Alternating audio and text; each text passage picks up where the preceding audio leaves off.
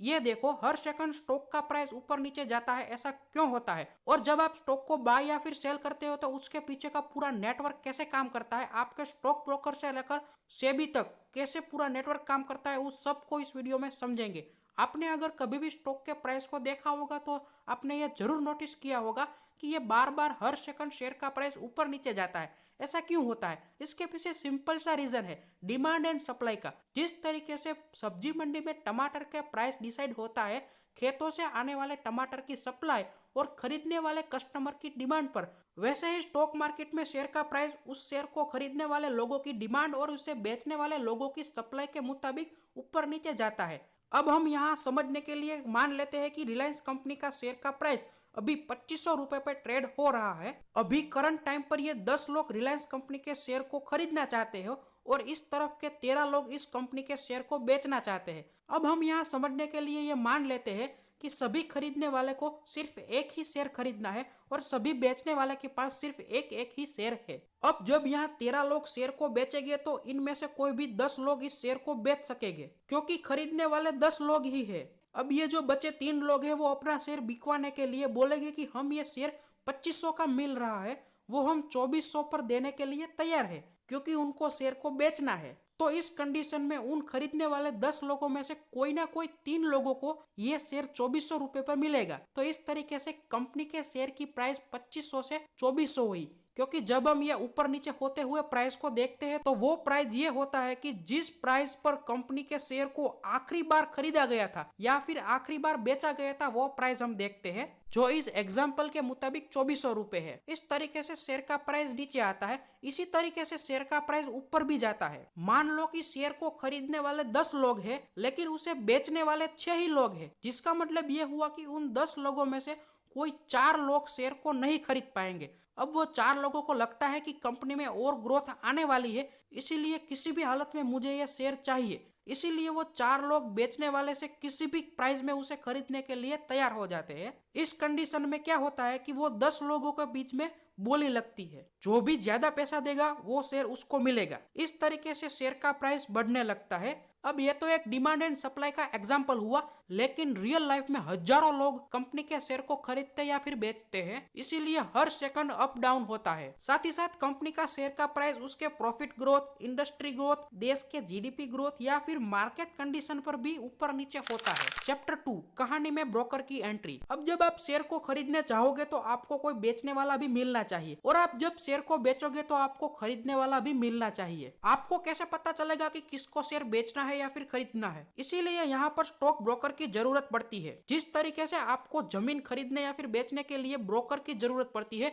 उसी तरीके से शेयर मार्केट में शेयर को खरीदने या फिर बिकवाने के लिए ब्रोकर यानी कि दलाल की जरूरत पड़ती है। इस डिजिटल जमाने में हर ब्रोकर की अपनी एक ऐप होती है, हमें उस ऐप में जाकर शेयर की खरीदी या फिर बिक्री करनी होती है। इंडिया में कुछ ब्रोकर के नाम ये है: HDFC securities, Zerodha, angel one, ICICI direct, Upstox आदि। अब जो ये ब्रोकर है वो किसी बैंक भी हो सकता है या फिर डिस्काउंट ब्रोकर भी हो सकता है। चैप्टर 3, पूरा नेटवर्क कैसे काम करता है। जब हम ब्रोकर की ऐप में जाकर लॉगिन करते हैं तब हमारे पास वहां पर 2 अकाउंट खुलते हैं। पहला होता है डीमेट अकाउंट और दूसरा होता है ट्रेडिंग अकाउंट।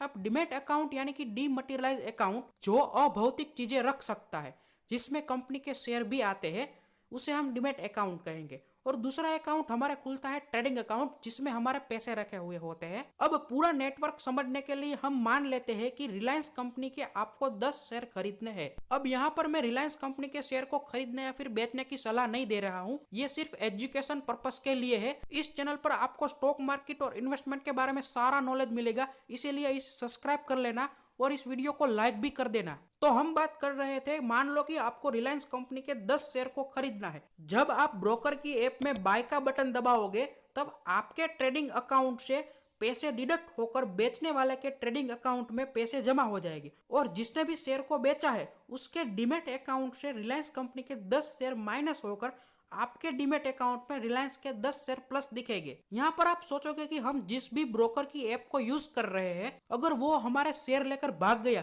या फिर वो ब्रोकर की ऐप बंद हो गई तो हमारा शेयर का क्या होगा। तो इसके बारे में हमें चिंता करने की जरूरत नहीं है, क्योंकि हमारे खरीदे हुए शेयर हमारे डीमेट अकाउंट में सेफ होते हैं। हमारे ब्रोकर के पास हमारे शेयर नहीं होते हैं, वो एक डिपोजिटरी के पास सुरक्षित होते हैं। भारत में मुख्य 2 डिपोजिटरी है, CDSL और NSDL। CDSL यानी कि central depository services India limited और NSDL यानी कि नेशनल सिक्योरिटीज डिपोजिटरी लिमिटेड। हमने जो भी शेयर खरीदे हुए हैं वो उनके पास सेफ होते हैं और सरकार भी इन पर नजर रखती है। यहाँ पर ब्रोकर ब्रोकरेज से पैसा कमाता है। हमने जो रिलायंस के 10 शेयर खरीदे उस पर वो कुछ कमीशन चार्ज करेगा, लेकिन हम लंबे समय के लिए डिलीवरी ऑप्शन में शेयर को खरीदते हैं तो अभी इस समय डिस्काउंट ब्रोकर पर कोई भी पैसे नहीं लगते, सिर्फ इंट्राडे में 20 रुपए तक लगते हैं। अब हम एग्जाम्पल पर वापस आते हैं। हमने जो रिलायंस के 10 शेयर खरीदे और बेचने वाले ने जो 10 शेयर बेचे, उस पूरी प्रोसेस को शेयर का एक्सचेंज करना कहते हैं। जिस जगह ये शेयर का एक्सचेंज होता है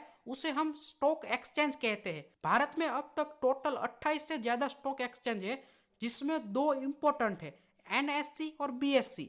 NSE यानी कि नेशनल स्टॉक एक्सचेंज और BSE यानी कि बॉम्बे स्टॉक एक्सचेंज। लेटेस्ट नवंबर 2022 तक NSE पर 1600 से ज्यादा कंपनियां लिस्टेड है और BSE पर 5200 से ज्यादा कंपनियां लिस्टेड है, जिसे हम पब्लिकली खरीद सकते हैं। अब यहाँ पर कुछ लोगों का सवाल होगा कि हम NSE पर जाकर खरीदे या फिर BSE पर जाकर खरीदे। तो देखो, उसमें ज्यादा कुछ फर्क नहीं है। अगर आप ये चिप्स का पैकेट शॉप नंबर 1 से खरीदो या फिर शॉप नंबर 2 से खरीदो, इसकी MRP भी सेम है, उसका ग्राम भी सेम है, सब कुछ सेम है, सिर्फ 2 अलग अलग दुकान पर ये वेफर का पैकेट मिल रहा है।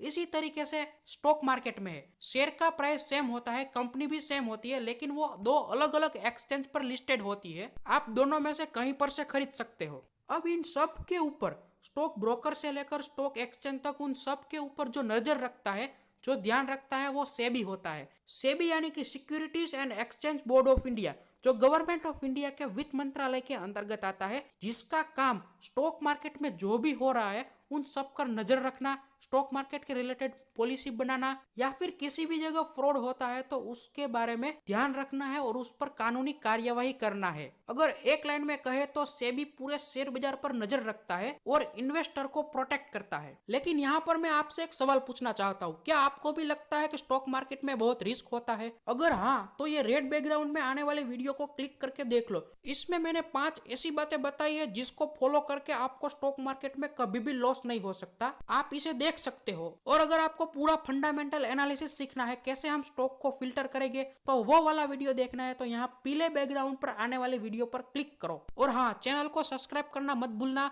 और इस वीडियो को लाइक कर देना। अगर आपको कुछ भी समझ में आया तो लाइक करके जाना।